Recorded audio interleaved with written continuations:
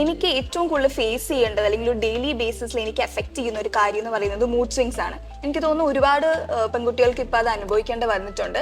അത് ഭയങ്കരമായിട്ട് അത് അഫക്റ്റ് ചെയ്യുന്നുണ്ട്. അതിൽ നമുക്ക് എന്ത് ചെയ്യാൻ പറ്റും like to overcome that, and is it that a serious problem ഇപ്പോഴത്തെ ഒരു ജനറേഷനിൽ? അതായത് നമ്മുടെ ഹോർമോണൽ സൈക്കിൾ അല്ലെങ്കിൽ മെൻസ്ട്രൽ സൈക്കിൾ വരുന്ന സമയത്ത് നമ്മുടെ ബോഡിയിലെ ഹോർമോൺ അപ്പ് ആൻഡ് ഡൗൺ പോകുന്ന കാരണമാണ് നമുക്ക് ഈ മൂഡ് സ്വിങ്സ് വരുന്നത്. അതിനെ അഗ്രവേറ്റ് ചെയ്യുന്ന കുറേ കാര്യങ്ങളുണ്ട്. അതുപോലെ നമ്മുടെ ഡേ ടു ഡേ ലൈഫിൽ നമുക്കതിനെ പ്രിവെൻറ്റ് ചെയ്യാൻ പറ്റുന്ന കുറേ കാര്യങ്ങളുണ്ട്. അതിന് നമ്മളിപ്പോൾ റൊട്ടീനായിട്ട് എക്സസൈസ് ചെയ്യുക എന്നുള്ളതാണ് ഒന്നാമത്തെ കാര്യം, ഏറ്റവും ഇമ്പോർട്ടൻറ്റ്. അപ്പോൾ ഡേ ടു ഡേ നമ്മളൊരു റെഗുലർ എക്സസൈസ് നമ്മുടെ റൊട്ടീനിൽ വരുന്ന സമയത്ത് നമ്മുടെ ബോഡിയിൽ മൂഡ് സ്റ്റെബിലൈസ് ചെയ്യാനുള്ള എൻഡോർഫിൻസ്, അതായത് ഹാപ്പി ഹോർമോൺസ് എന്ന് പറയും, അത് നമുക്ക് സെക്രീറ്റ് ചെയ്യും.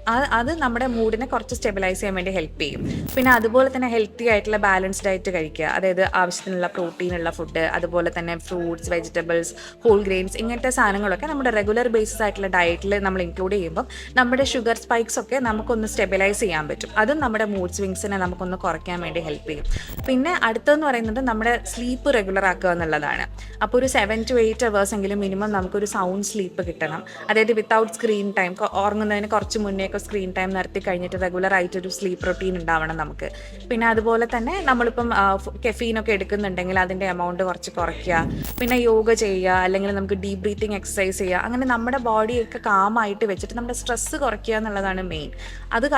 അതുകൊണ്ട് തന്നെ ഒരുപാട് വ്യത്യാസം നമുക്ക് വരും. അപ്പോൾ അങ്ങനെ ഒരളവ് വരെ നമുക്ക് ഈ മൂഡ് സ്വിങ്സ് വരുന്നതിനെ നമുക്ക് പ്രിവെൻറ്റ് ചെയ്യാൻ പറ്റും.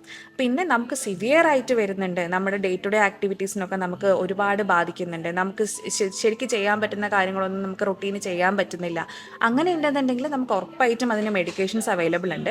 അത് നമ്മൾ ഹോർമോൺ പോലുള്ള മെഡിസിൻസ് ആണ് കൊടുക്കുക. പക്ഷേ അത് എപ്പോഴും ഒരു ഡോക്ടറിനെ കൺസൾട്ട് ചെയ്ത് നമ്മുടെ കാര്യങ്ങളൊക്കെ നമ്മൾ അവരുമായിട്ട് ചെക്ക് ചെയ്യുക. നമുക്ക് ഈ വരുന്ന മൂഡ് സ്വിങ്സിന് വേറെ അസുഖങ്ങളായിട്ട് യാതൊരു ബന്ധമില്ല. ഇപ്പോൾ വളരെ കോമൺ ആയിട്ട് കാണുന്ന PCOS അല്ലെങ്കിൽ നമ്മുടെ തൈറോയിഡ് ഇഷ്യൂസ്, അങ്ങനത്തെ കാര്യങ്ങളൊന്നും ഇല്ലാന്ന് ഉറപ്പ് വരുത്തിയിട്ട് നമുക്ക് സിവിയർ ആയിട്ടുണ്ടെന്നുണ്ടെങ്കിൽ നമുക്കതിന് ഒരുപാട് മെഡിസിൻസ് അവൈലബിൾ ഉണ്ട്. നമുക്കത് ട്രൈ ചെയ്ത് നോക്കാവുന്നതാണ്.